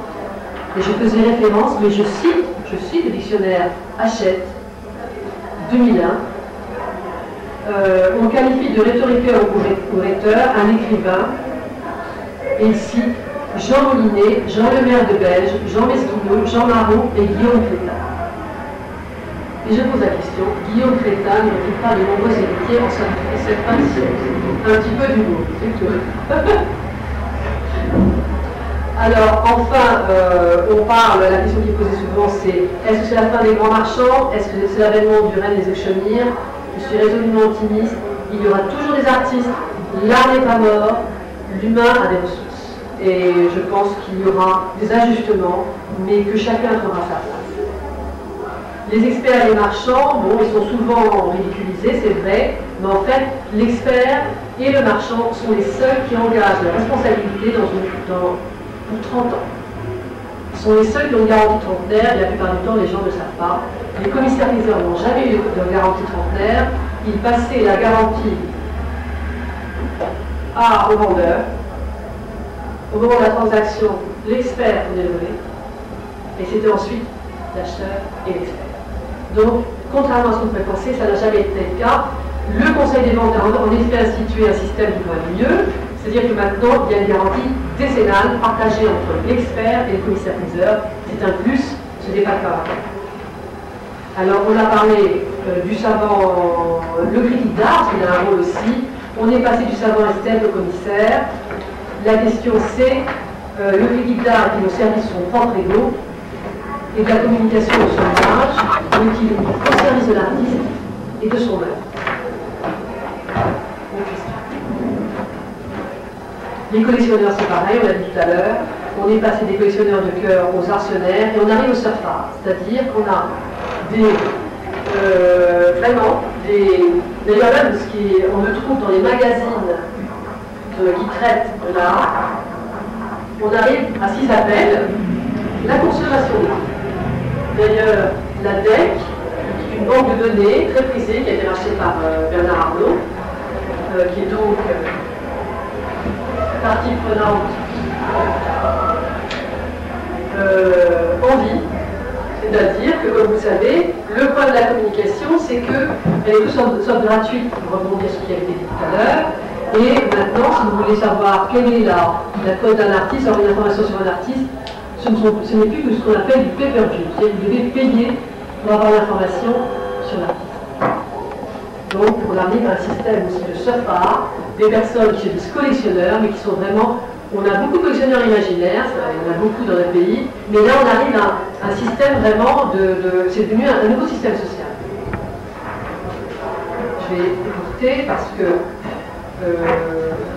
ce qui me tient le plus à cœur, alors si vous voulez, j'ai tous les chiffres, mais le temps presse, ce qui me tient le plus à cœur, c'est donc le partage, comment sortir de l'impasse, Alors, la France serait-elle la haine de l'art, pour reprendre Dagen? Moi je dis, ou plutôt la haine de l'autre. Donc l'espoir, ce serait le partage. Alors, je vous proposerai à la fin les archanges. En effet, les conférences comme ici, les échanges entre chercheurs de tout pays, de toute université, à mon avis, sont très importantes. Et les technologies, là, peuvent avoir un intérêt pour permettre, parce que les transports sont souvent quand même un problème très, très contraignant, nous avons des journées très longues, pourrait permettre, en effet, non pas d'oublier la rencontre humaine, qui est très importante, qui est nécessaire, tout comme on doit voir l'œuvre d'art, parce que l'œuvre d'art, ce n'est pas une image. L'humain doit quand même travailler dans des groupes à des moments donnés. Mais les systèmes de visioconférence permettent des travaux réguliers, permettent des échanges de tous les acteurs de l'art, quels qu'ils soient. L'idée d'une banque de données fédératrice ouverte sur Internet, gratuite pour les artistes, serait à mon avis nécessaire, comme dans les pays baltes, pays qui partent de rien, où maintenant on vote, notamment sur Internet, même au Parlement. Une émission télévisée populaire, ni télé-réalité, comme je vous disais, ni entoulée, hein, parce que contrairement à ce qu'on peut le penser, le grand public est toujours très ouvert au goût, à l'esthétique. C'est vrai, il privilégie voitures et vacances aux dépens de l'acquisition d'une œuvre, mais ce collectionneur imaginaire est amateur d'art pour peu qu'il ne dépense rien. Il est un consommateur d'art social, ce contrairement à certains confrères européens qui, eux, en effet, investissent plus, notamment les Hollandais, les Allemands, les Italiens, bien sûr, et les Hollandais qui ont toujours été des pays de peinture, alors que nous sommes plus peut-être des pays de littérature, et on a plus un phénomène de collectionneurs imaginaires si on analyse bien les grandes collections qui ont été le plus souvent données pour des raisons fiscales. Alors, les Olympiades des Arts étaient une très très belle initiative, donc à l'origine de Gaël Villers, en 88 à Séoul, qui a permis de réunir un grand symposium avec des sculpteurs du monde entier, qui ont créé sur place un musée en plein air qu'ils ont laissé, et un musée de la peinture. Malheureusement, j'ai tenté l'initiative en 92 avec le Comité national sportif olympique français, mais on n'a pas eu les mêmes moyens, mais qui sait, ça peut être repris parce que c'est très bon pour le développement de l'art dans le pays quel qu'il soit. Alors, l'art urbain, dans le métro des grandes villes, on a le modèle extraordinaire du métro de Caracas. Il permet d'intégrer la sculpture monumentale, notamment dans tous les métros. Alors, les grands travaux, on peut se poser la question des grands travaux, et je rappelle simplement le FDA, ou le FDA, Federal Art Project, de temps de Franklin Roosevelt, qui a permis à 4000 artistes, lors de la dépression de 29, et à 8 millions de chômeurs de travailler. Il a vu le jour de plus d'1 million de projets dans le domaine des travaux publics, 125 000 ponts, 90 000 km de routes, 12 000 bâtiments et 8 000 parcs engendrés par cette décision politique exemplaire. Roosevelt disait, c'est à l'homme oublié au bas de la pyramide sociale que s'adresse prioritairement Roosevelt, et c'est Daniel Rolio, professeur de la Sorbonne Nouvelle, qui l'écrit. 2500 peintures murales vont orner les espaces publics, sans compter une infinité de tableaux d'affiches. Ceci a probablement été à l'origine de la nouvelle école américaine. Si le salaire mensuel de 41 $ paraît mince, il réintègre dans la communauté une population désemparée. Ce qui est extraordinaire, c'est que tous les artistes, quels qu'ils soient, étaient payés au même prix. Et ça a été aussi, c'est grâce à des témoignages des artistes de cette génération qui ont témoigné qu'on a pu retrouver les sources. Ce salaire équivaut néanmoins aujourd'hui à un SMIC que beaucoup d'artistes libres aimeraient gagner. Les artistes cultes d'aujourd'hui, Pollock et Diego de Rivera, y ont fait leurs premières armes. Alors, le 1% direct d'aujourd'hui, donc je pose la question, nous avons eu des grands travaux, et la question, est-ce que nous avons eu les mêmes résultats qu'en 20 ans, avec Roosevelt, dans un pays capitaliste? Ça, je le dis. Il y a vraiment un trop grand décalage entre le dire et l'agir du politique et du social. Alors, ce qu'on propose aussi, c'est une fiscalisation d'achat d'œuvres d'artistes vivants, qui pourrait créer un marché de l'art, puisque les assurances, on peut les déduire, pourquoi pas. Oui. Et enfin, ce qui me tient le plus à cœur, ce sont les archanges que je propose pour les artistes, c'est-à-dire que les archanges, ça permet aux artistes de se libérer de la spéculation du marché de l'État, qui le plus souvent spécule après leur mort. L'idée, c'est qu'un artiste peut décider de lui-même, il fait un testament, mettons d'habitoire, fait un tableau, elle décide que c'est un archange. Cet archange a une fonction, c'est-à-dire qu'au fil du temps, au fil des transactions, et on souhaite qu'il perdurera, la totalité, mais là j'ai discuté avec des inspecteurs des impôts, etc., ils disent ça ne passera jamais parce que l'État quand même donnera une partie. Donc une partie au moins suivra la spéculation, c'est-à-dire que ce soit l'artiste qui le vend, que ce soit un commissaire-priseur, que ce soit un marchand, par testament, l'artiste aura décidé de ce à quoi la somme servira.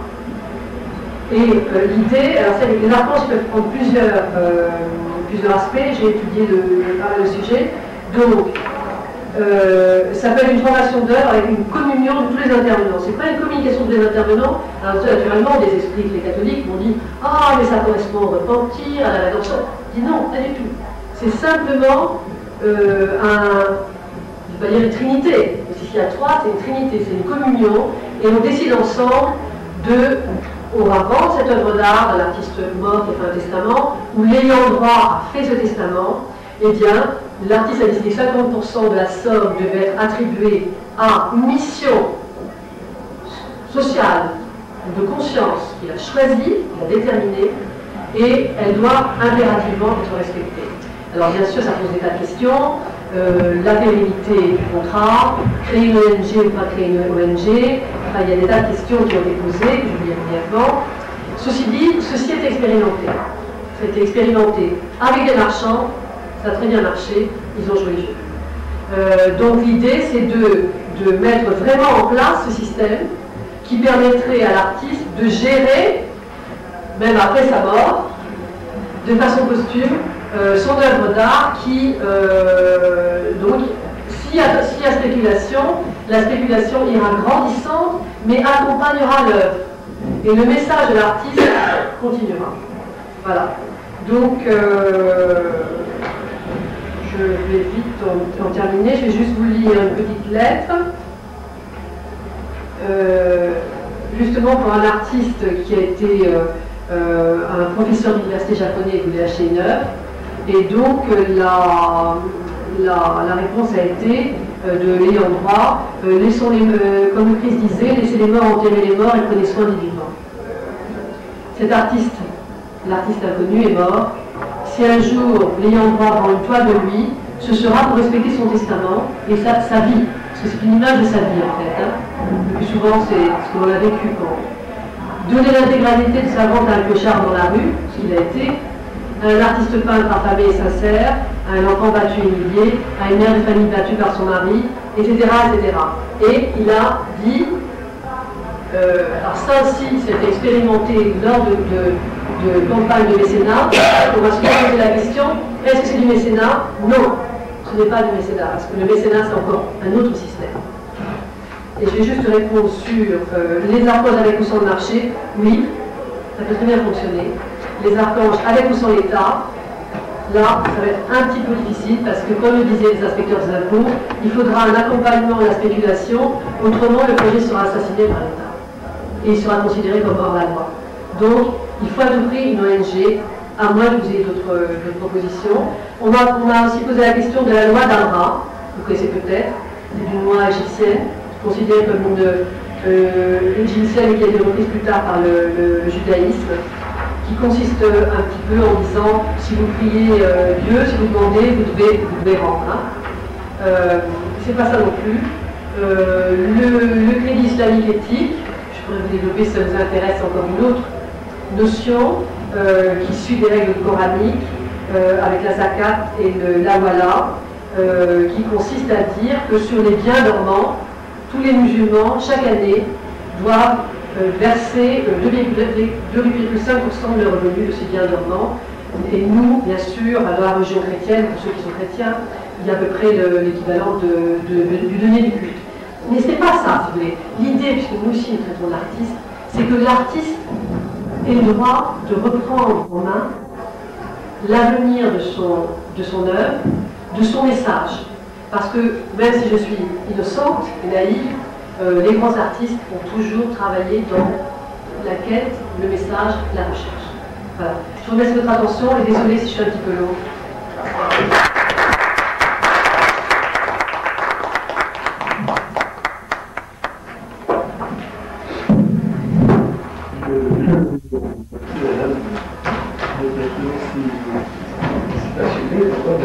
Passionnant, et le fait du problème le problème, je sens que l'État s'est passé, mais il va falloir faire une grande discussion à l'autre journée, si on pose des problèmes là, à vous soumettre, je voudrais demander qui veut intervenir très récemment. Oui, c'est vrai que je vais vous remercier pour des exposés qui tombent vraiment à point nommé. J'ai fait dimanche une petite promenade entre le bois de Vincennes et le bois de Boulogne, et ça m'a passablement fatigué quant aux exercices pédestres, et là je retrouve un goût et un entrain pour le jeu de mollets qui m'amène vraiment à poser une question d'argumentaire, une question de méthodologie. Oui.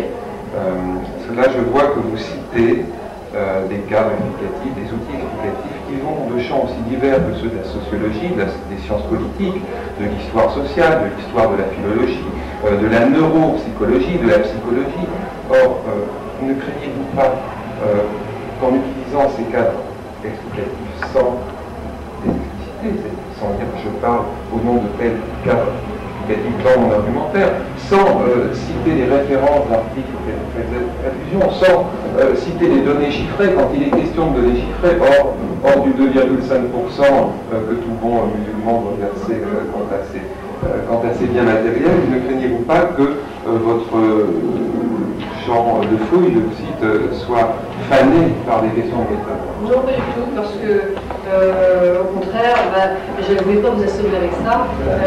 J'ai la chance d'avoir un directeur de recherche qui est une sociologue et qui est vraiment spécialiste des sciences de l'information, de la communication à Jussieu, qui est tout à fait rigoureuse. Et je dois dire que je crois que ma méthodologie, l'explication de la méthodologie, elle a fait sur 40 pages, et un objet d'entretien, d'annexes énormes. Et en effet, je n'ai pas voulu vous assommer avec des chiffres, mais si vous voulez, par exemple, je peux vous dire, mais je ne vais pas vous l'énumérer parce qu'on n'a pas le temps, j'ai ici, par exemple, tous les budgets de la culture de 64 à 99 qui ont été analysés avec comparaison économique, rémunération du personnel du ministère en activité, comparé à l'achat d'œuvres d'art aux artistes, qui est complètement, par exemple, complètement avec la ventilation comptable, etc. Mais, donc, au contraire, avec plaisir, parce que ça, de toute façon, c'est l'objet d'édition. Hein. Donc, absolument, vous avez tout à fait raison. Et justement, la chance que j'ai eue d'être à l'Université de sciences sociales de Jussieu, c'est que je suis dans un département de sociologie, c'est qu'on nous oblige à utiliser l'instrument de la sociologie. Hein. C'est-à-dire les entretiens, les histoires de vie, si ça nous intéresse, avec plaisir, bien sûr. Au contraire, parce que c'est grâce à ces informations collectées au JO, comme je disais, notamment à la documentation française, c'est même les entretiens qui m'ont ouvert des portes, par exemple, pour la sécurité sociale. Je ne le savais pas. C'est grâce aux entretiens que les artistes m'ont dit, mais je n'ai plus de sécurité sociale. Je n'ai même pas au courant. Sur un petit point, par exemple, la relation que vous disiez non significative entre l'artiste, alors je ne sais pas quel artiste, évalué selon quels critères, évalué selon quelle appartenance, selon quel niveau, et le niveau socio-économique de son milieu d'origine. Ça, j'ai pas été ici parce qu'elle a été faite. Je sais qu'il y a eu des travaux, par exemple, de Pierre-Michel Minger à l'école d'études en sciences sociales et de son équipe, qui semblait pas, comment dire, lorsqu'il livre des faits autrement plus complexes dans la qualification de la population dans les questions et dans le type d'effet qui serait contraire peut-être à la logique de l'héritage de la Bourdieu, qui est très très largement dans les études que j'ai pu voir encore modifiées. Mais qui est surtout la Bible, en France, on est obligé. Ah si, parce puisque c'est une... Non, mais je dis pas ça. Je dis pas ça, mais j'ai vu tout Bourdieu. Hein. De toute façon, vu ma spécialité, j'étais obligée de lire tout Bourdieu. Donc j'ai dû lire tout Bourdieu pour voir ce qu'il disait très exactement sur l'art. Parce qu'il faut parler d'art, il faut parler, il ne faut pas tout mélanger. L'éducation, il y a l'art, etc. Donc ça, bien sûr, il y a absolument. J'ai fait, mais je ne vais pas, là aussi, je ne vais pas tout dire, hein, on avait une heure et demie. J'ai fait parallèlement une étude sur donc 150 ans de... Je continue toujours. Parce que la difficulté, justement, en art, c'est de connaître la filiation d'artiste. Parce qu'en plus, le plus souvent, et d'ailleurs j'avais écrit un article dans un magazine qui s'appelle Attention sur ce sujet, qui s'appelait, je me souviens plus, c'est fruit de l'aléatoire ou du héritage, je ne sais plus. Mais si vous voulez, l'étude était sur la difficulté de trouver la filiation souvent maternelle, en plus. Parce que le problème que l'on a, c'est qu'en sociologie, comme par hasard, il n'y a que le père qui existe. Alors que l'éducation de la mère est primordiale. Et donc là, je vais un petit peu à l'encontre de certaines analyses. Mais alors, la difficulté historique, en effet, c'est que pour arriver, vous savez bien, vous êtes chercheur, hein, pour arriver à savoir quel est le métier du père de Boudin, du père de Manet, de ceux qui ont laissé une trace, il faut lire un livre, 3 livres, 4 livres, pour enfin que quelqu'un dise au milieu du livre, le père était boucher ou le père était diplomate. Si vous travaillez sur la filiation, c'est pas... Aujourd'hui, on parle beaucoup de soi. Mais bon. Donc ça je l'ai fait. Donc si ça vous intéresse aussi, ça sera de toute façon... Voilà. Monsieur. Oui.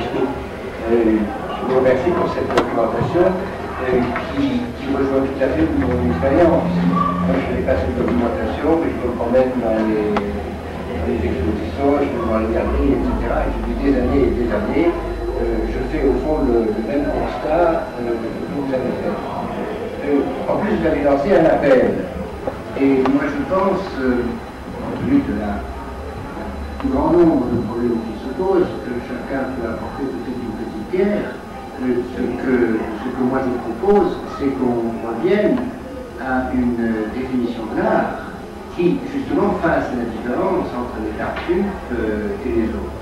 Et c'est ce que j'ai essayé de faire au niveau littéraire, à partir de la recherche des invariants dans les arts poétiques des auteurs, et ça donne tout à fait le genre de résultat que vous pouvez souhaiter, c'est-à-dire une définition d'art qui élimine tout ce qui est l'utilisation du pourtour de l'art pour faire croire que c'est de l'art véritable. Mais j'ai remarqué que poésie et beaux-arts sont vraiment frères et sœurs, par beaucoup d'aspects. J'ai pu remarquer ça. J'ai pu remarquer que poésie et beaux-arts sont vraiment des frères et sœurs. Ah oui, je pense. Oui, ah oui, alors que par contre, en effet, parce qu'en sociologie, à un moment donné, j'étais un peu trop gourmand, je me suis dit, je vais faire analyser le tout culturel. Alors, théâtre, ils ne répondent pas du tout aux mêmes critères socio-économiques, politiques, philosophiques, ça n'a absolument rien à voir. Par contre, en effet, j'ai trouvé beaucoup d'affinités lectives avec la poésie. Ça, mais je ne me suis pas permis de le faire parce que c'est déjà le champ d'action là est tellement énorme.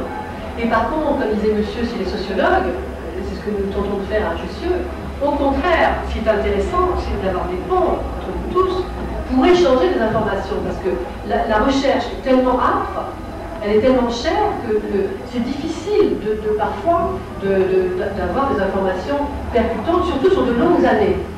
Comme nous avons. Parce que l'information est faite par les ministères eux-mêmes, comme votre texte de loi. Oui, ça je l'ai constaté.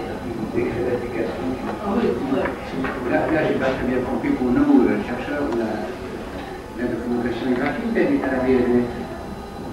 Tout ce qu'un ministère publie est à la BNF et dans les... Oui, mais ça dépend des textes. Il y a des choses où on voit, c'est des heures limitées, c'est très difficile. Ah oui. Oui. Par exemple, avant, à Beaubourg, c'était plus facile de travailler. On travaillait dimanche, etc. Oui. Et on a la documentation librement, si vous voulez. Hein. Et puis en plus, il y a une question purement économique. Hein. À la documentation française, c'est très cher le travail. Ah oui, mais une chose très très pointue, justement, comme disait monsieur, parce que nous sommes obligés de prouver par les chiffres, par les textes de loi, d'aller chercher très loin.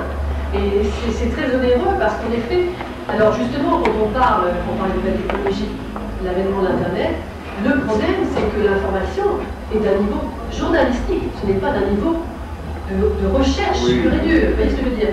Et ça, c'est un leurre aussi. C'est toujours l'histoire de la forme et du fond. Hein, parce que le chercheur, il doit aller très loin pour essayer de trouver des tendances. Et bien sûr, quand au contraire, il y a en face de soi quelqu'un qui questionne, c'est pour ça que moi je suis très contente de travailler avec les anciens, c'est un enrichissement, parce que c'est par le questionnement de l'autre qu'on peut affiner son analyse. Quand je me suis porté de faire la séance, je regrette, moi, j'ai pris des interventions professionnelles, je n'entendrai